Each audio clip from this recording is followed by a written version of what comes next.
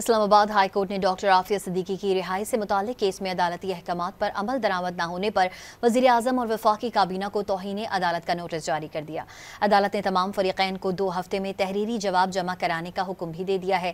Justice सरदार एजाज इसहाक खान की जानिब से जारी 3 सफ़हात के तहरीरी हुक्मनामे में कहा गया है कि हुकूमत ने वाज़ेह अहकामात के बावजूद रिपोर्ट जमा नहीं करवाई। अदालत के पास तौहीन अदालत का नोटिस जारी करने के सिवा कोई चारा न बचा। फैसले में कहा गया कि असिस्टेंट अटॉर्नी जनरल को मुतनब्बे किया गया था, बर वक्त रिपोर्ट जमा ना करवाई गई तो तौहीन अदालत की कार्रवाई की जाएगी। अदालत ने कहा कि हुकूमत को अपना मौक़िफ़ वाज़ेह करने के लिए आखिरी मौका दिया है।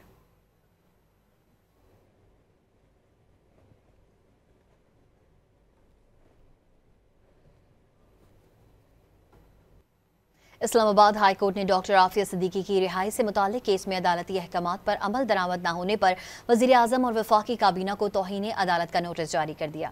अदालत ने तमाम फरीक़ैन को 2 हफ्ते में तहरीरी जवाब जमा कराने का हुक्म भी दे दिया है। जस्टिस सरदार एजाज इसहाक खान की जानिब से जारी 3 सफ़हात के तहरीरी हुक्मनामे में कहा गया है कि हुकूमत ने वाज़ेह अहकामात के बावजूद रिपोर्ट जमा नहीं करवाई। अदालत के पास तौहीन अदालत का नोटिस जारी करने के सिवा कोई चारा न बचा। फैसले में कहा गया कि असिस्टेंट अटॉर्नी जनरल को मुतनब्बे किया गया था, बर वक्त रिपोर्ट जमा ना करवाई गई तो तौहीन अदालत की कार्रवाई की जाएगी। अदालत ने कहा कि हुकूमत को अपना मौक़िफ़ वाज़ेह करने के लिए आखिरी मौका दिया है।